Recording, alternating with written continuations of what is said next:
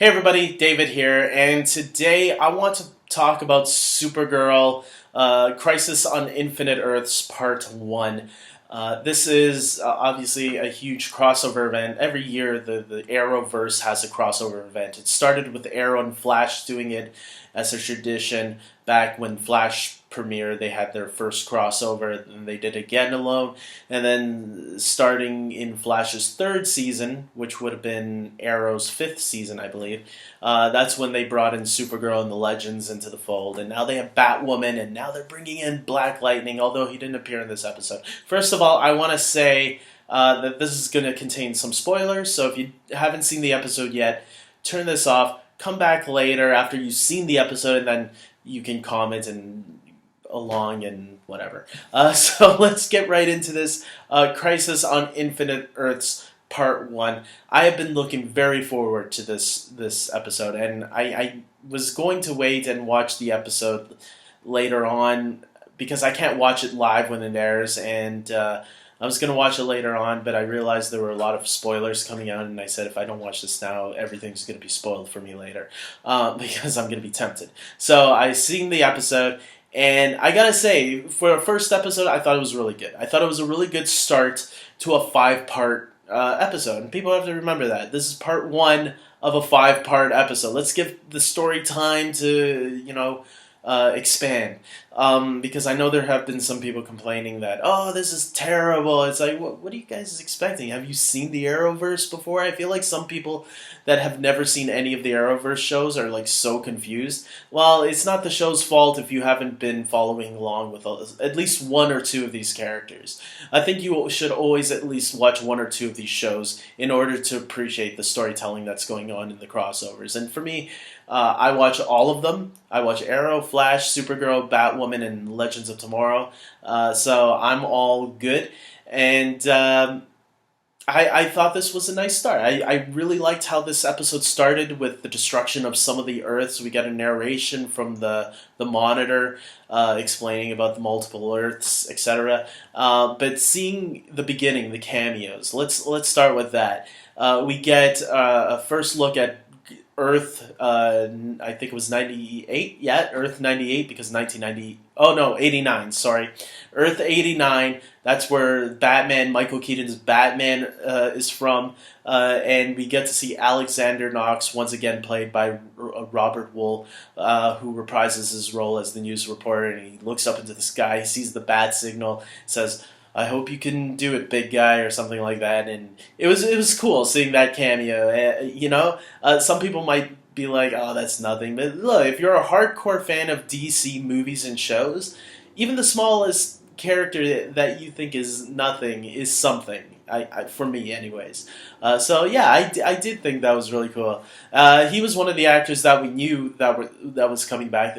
Actors that we didn't know that was coming back was on Earth 9, which turned out to be the home of the Titans. If you have DC Universe or Netflix, Titans is on those two shows, and Jason Todd and Hawk, played by Alan Ritchson, they have a small non-speaking cameo. Now, yeah, it would have been cool if they said something like, come on, we gotta get out of here. No, it's too late. I don't know. It would have been nice if they said something, but look, I'm happy we're getting this many cameos. And I'm going to understand that some of them aren't going to be able to say some lines. And let's compare this to Endgame. Endgame had a lot of cameos as well. Speaking and non-speaking cameos. There were a lot of actors in that film that didn't have one line of dialogue. Michelle Pfeiffer was in that movie, Samuel Jackson, Kobe Smulders, William Hurt. Those are the ones coming up to the top of my head. None of them had...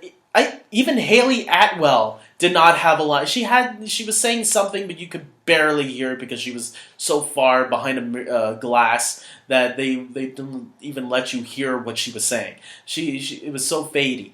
So Endgame had a lot of great cameos too, and as long as the cameos are done nicely and there's going to be a lot of fan service, and I think fan service in this way can sometimes be done right. You understand that the Earths are all being destroyed, and that's what they were trying to show you in the beginning. And then, of course, we get Batman or Dick Grayson from Earth 66, the 1966 Batman series. We see Burt Ward reprising his role as Dick Grayson, walking his dog down the street. And I thought it was cool that for both Earth 89 and Earth 66, they actually used the themes, the music themes from those shows and movies. So that was really cool. And then obviously we get to the meat of the story where, Supergirl or Lila is recruiting all the heroes and bringing them all together. Argo is from Supergirl's world, and that is one of the other first planets to get destroyed. And Supergirl's mother is wiped away. Superman, Lois, and their newborn son are able to get off the planet. But they lose Jonathan. I didn't realize they named their son Jonathan, so that was kind of cool when I realized that afterwards. Naming it after Clark's father who adopted him. I really liked that seeing Erika Durance in this episode as Alora, because we know that she's also going to be playing Lois from Smallville again. And I believe that Tyler Hoechlin shares a scene with Tom Welling and Erika Durance as Clark and Lois. So I think this is a nice little setup now to remind the audience that Erika Durance plays this character. So that way when Superman, played by Tyler Hoechlin, sees Erika Durance as Lois, he's going to put the comparison together, and I think they'll answer that question.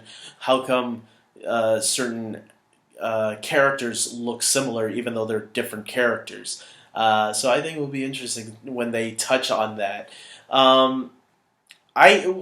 Something I didn't like about the episode was when Superman was feeling shitty about himself for not being able to save everybody, and Kara was the one that was trying to be uplifting to Clark, right? Bring Clark back up. And I didn't like how Clark was like, how can you be so hopeful? Because to me, that did not seem like a Superman line. I am someone who likes Tyler Hoechlin as Superman. I think he's done a great job. But I felt that scene in particular seemed very off for the character of Superman, on who he's supposed to be and what Superman represents. That to me seemed like the wrong line to give Superman. And I get that this is Supergirl's show, but Superman should not be that. He should be who he is. He should be always hopeful, always optimistic. I thought if you're trying to downgrade Superman, you're going to piss off a lot of people. So just wanted to point that out. That was probably one of the more negative things I had about this episode. Something that I didn't see, a lot of people didn't see coming, was the death of Oliver Queen. That's right, they kill Oliver Queen right in the first episode. And this is not even the Arrow part of the episode, and they're killing him off. I was like, holy shit. A lot of people were losing their minds because of this. And I gotta say, I don't think this is the end of Oliver Queen. I really do think that Oliver's not dead, and they're going to find a way to bring him back. Maybe I'm in denial right now, because there is an Arrow episode still coming. I have a feeling they're going to find a way to bring him back in either Flash's episode or Arrow's episode, because it just seems way too early to have killed that character off. And I heard Mark Guggenheim said, oh yeah, but we wanted to kill him earlier on so that way people understand, because they were expecting it anyway, so it was better just to kill him as early as possible to surprise people. But that's way too early. If they had killed him maybe in the second or third episode, I would have been like, okay. But the fact that they killed him right in the first episode, no, I don't think so. They're bringing him back. We'll see. Maybe they'll prove me wrong, and I'll be like waiting until episode 5, being like, oh, I guess they're not bringing him back. But if they do, bravo. If they don't, you don't fool me. There you go. I also really liked the action in this episode. The action was really cool. There were a lot of epic moments. with the characters all kicking ass together. We even got a cool moment where like Batwoman and Arrow are like jumping over things and shooting people or those creatures that were flying around. It was cool seeing Superman part of the action. Yeah, I really thought everything else in this episode was really exciting, really fun.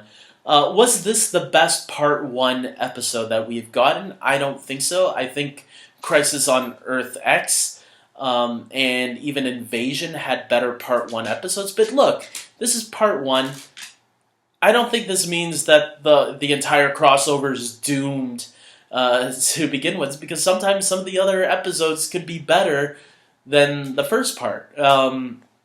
So, look, Part 1 I think is off to a pretty good start. I think what they gave us was pretty decent. I think they're off to a nice start. And this is just the beginning of a 5-part crossover. So, if you are somebody that's like, I don't know about this, it's not off to a great start, like, Part 1, remind yourself that. There's still 4 more episodes to go.